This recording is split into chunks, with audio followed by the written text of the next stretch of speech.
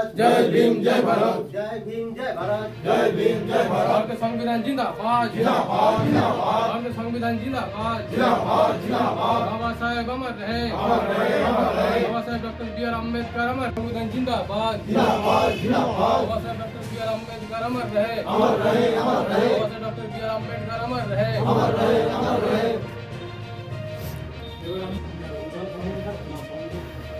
মধ্যে সর্বশ্রেষ্ঠ সংবিধান এবং লিখিত সংবিধান এবং 9 ডিসেম্বর 1946-এ এর কাজ শুরু হয়েছিল এবং 1949 সালে 26শে নভেম্বর আজকের দিনটাই কিন্তু অ্যাডপ্ট করেছিল এবং এই সংবিধান সভা হচ্ছে প্রথম পার্লামেন্ট। ভারতবর্ষে যদি প্রথম পার্লামেন্ট ধরা হয় তা ভারতের সংবিধান সভা, সেই সংবিধান সভার যে তিনি ছিলেন চেয়ারম্যান ছিলেন সে ডক্টর রাজেন্দ্র প্রসাদ এবং তার আন্ডারে 9টা কমিটি ছিল, আপনারা জানেন 9টা কমিটি ছিল, এক্সটার্নাল অ্যাফেয়ার্স কমিটি ছিল এবং বাবা সাহেব ডক্টর B.R. আম্বেদকর ড্রাফটিং কমিটির চেয়ারম্যান ছিলেন এবং 7 জন ওনার সাথে মেম্বার ছিলেন আরও।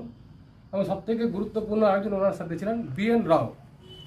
B.N. রাও খুব পণ্ডিত লোক ছিলেন, তিনি বাবা সাহেব ডক্টর B.R. আম্বেদকর বইয়ে তিনি লেখক গেছেন, তাকে অনেক হেল্পও করেছিলেন এই ব্যাপারে, সংবিধানের ব্যাপারে।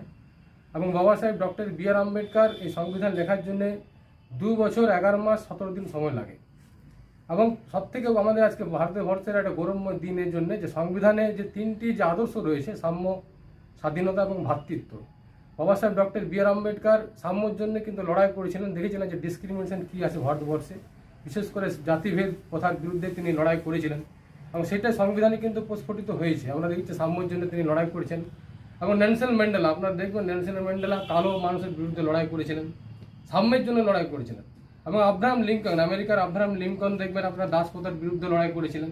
এবং বিশেষ করে এই যে সাম্য, স্বাধীনতা এবং ভ্রাতৃত্ব, 3টে যে মূল উদ্দেশ্য জাস্টিসের জন্য, এই 3টে যদি না থাকে তাহলে জাস্টিস পাওয়া যায় না।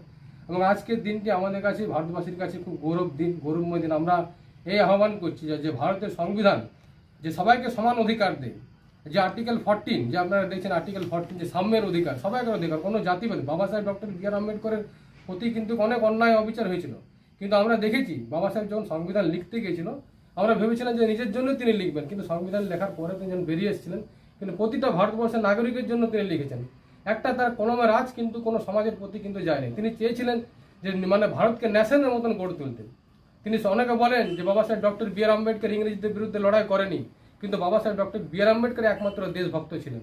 তিনি চেয়েছিলেন যে ভারতকে এমনভাবে সাজাতে, ভারতবর্ষটাকে এমন একটা গড়ে তুলতে যাতে ভারতবর্ষ একটা ন্যাশন, এমন ন্যাশন হোক যে সকল স্তরে যেন গণতন্ত্র প্রতিষ্ঠিত। আজকে দলিতের যে আমাদের যে ভোটের অধিকার বাবা সাহেব ডক্টর B.R. আম্বেদকর দিয়েছে, আজকে বিভিন্ন অধিকার কিন্তু বাবা সাহেব ডক্টর B.R. আম্বেদকর দিয়েছে। আজকে চাইবো আজকের দিনে আমরা এটাই বলবো।